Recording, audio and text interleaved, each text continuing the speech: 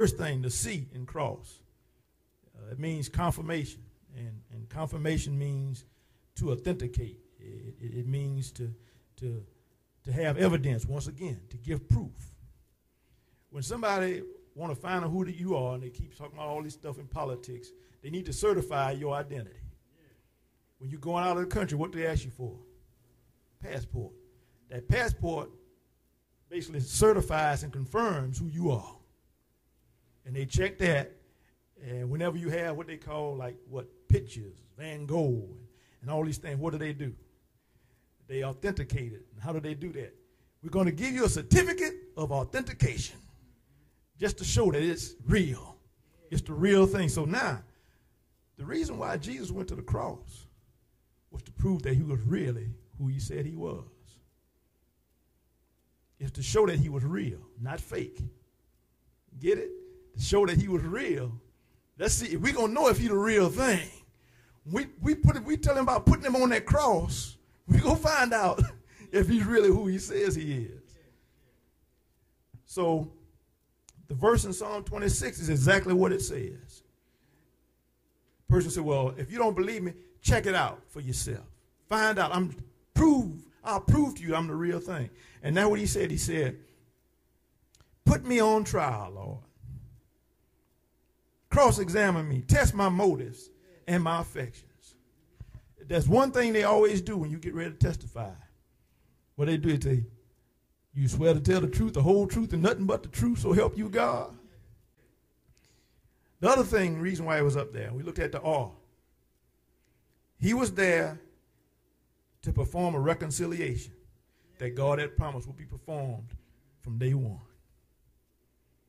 So now, says the only one who can do this is the one who has been confirmed and certified and authenticated. That's the only person that can get this thing straight. And so when we look at reconciliation, what does it mean? It means settlement. It means resolution.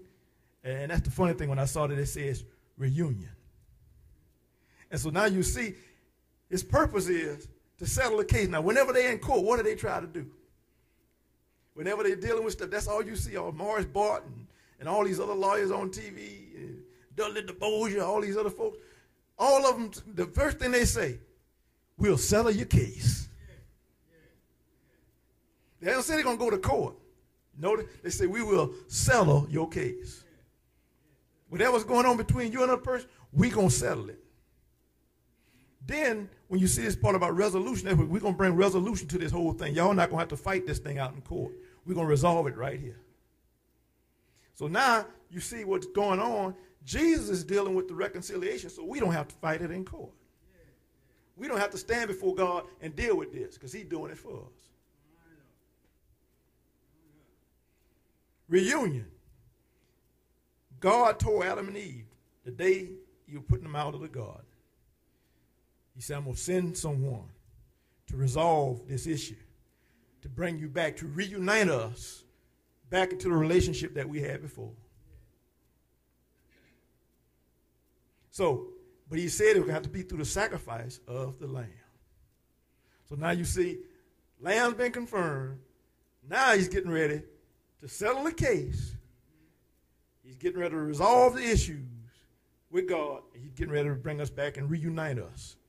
Thing what Jesus had to do. And we see this word in the cross, we're talking about ordination. In other words, he was ordained to do this. And so when you see that, and they be talking about ordination of ministers and those type of things and officers, basically that means to establish or to make a decree or an order.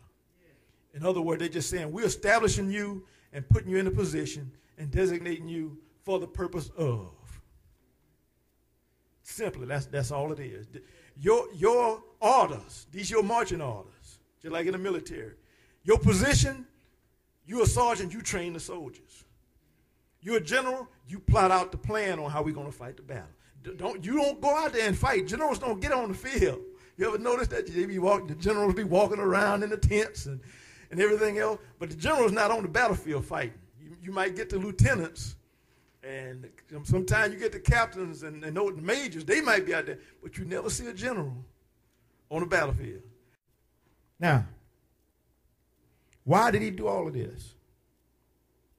because the first S, he had to make sure that sanctification was in place. And a lot of times you heard Jesus say this before he died, before he went to the cross. He said, Father, I pray that you will sanctify them. Now, a lot of times you just hear that word sanctify. Oh, that's them holy people. They sanctified. But sanctified is a good thing. It's not a bad thing. When you look at what it really means, first thing it means blessing. So when somebody starts saying you sanctified, just say thank you. That means you're blessed. So it's not a bad thing to be sanctified. And I was looking at that. I said, it's so funny today. Everybody want to be sexy, but nobody want to be sanctified. Sexy goes away, but sanctified stays around. When you blessed, you ain't got to worry about that going on. When God bless you, you blessed. It also means consecration, but look what it also means. It means dedication. That means to dedicate is set aside for a special purpose.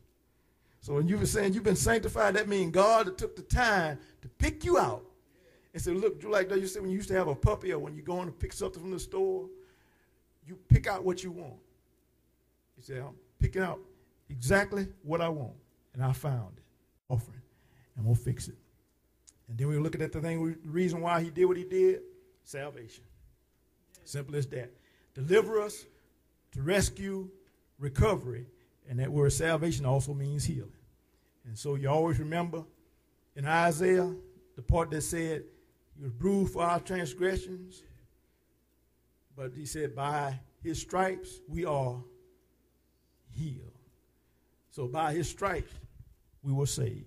And so that's how we get the whole thing.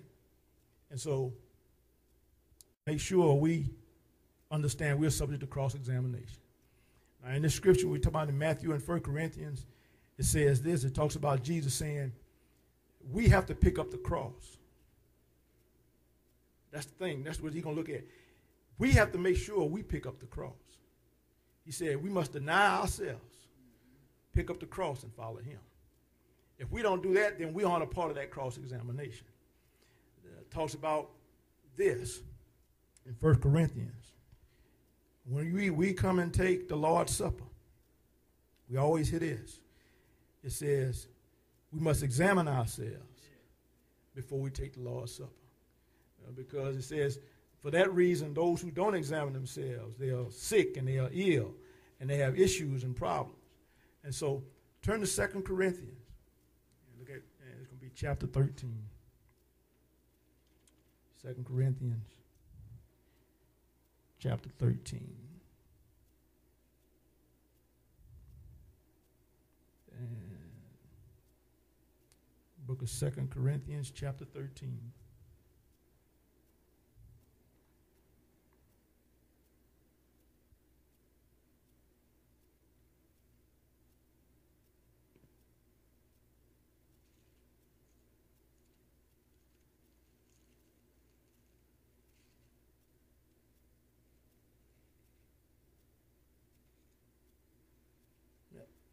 Second Corinthians. There we go. Chapter 13. And verse 5. And it says this. It says, examine yourselves whether ye be in the faith. Prove your own selves. Know ye not your own selves, how that Jesus Christ is in you, except ye be reprobates. New Living Translation says, examine yourselves to see if your faith is really genuine. Test yourselves. If you cannot tell that Jesus is among you, it means you have failed the test. Simple as that. It means you have failed the test. Examination points. Look at it like this. You have to carry the cross, respect the cross, observe the cross, savor the cross. And then when we talk about those things, that means once again Jesus says you have to pick up the cross and follow me. In order to go into the kingdom, in order to get into the kingdom, you have to have the cross. Look to the cross. What the old folk used to say, look to the hill, look to the cross. And when we talk about savoring the cross, and then when we have to switch the cross for a crown, it goes back to that old song, I will cling to the old rugged cross and exchange it someday for a crown. And that's the main thing we have to deal with there. What happens? Cross-examination results for Jesus. When we look in Philippians chapter 2, verse 8 and 11, it says this. It said, he humbled himself. He humbled himself. And we're going to read that and look at it because that's a key term if we looked at all the time. We talk about what happened because Jesus humbled himself to the death of the cross. Philippians 2.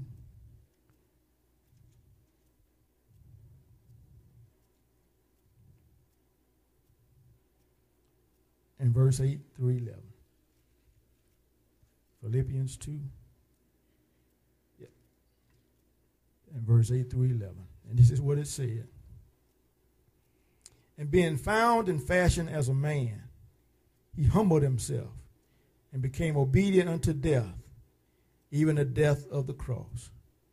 Wherefore God also hath highly exalted him and given him a name which is above every name, that at the name of Jesus every knee should bow, of things in heaven and things in earth and things under the earth, and that every tongue should confess that Jesus is Lord, to the glory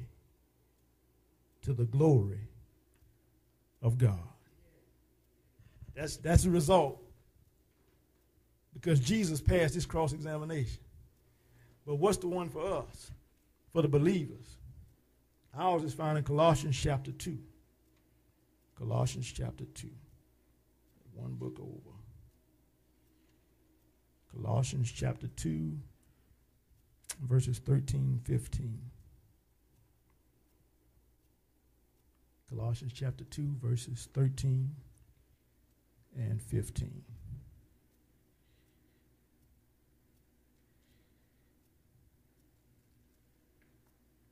And see, it's going to tell us what happens because when we pass cross-examination. Colossians chapter 2, verses 13 through 15. And it says, and you being dead in your sins and the uncircumcision of your flesh, hath he quickened together with him, having forgiven you all trespasses, blotting out the handwriting of ordinances that was against us, which was contrary to us, and took it out of the way, nailing it to the cross.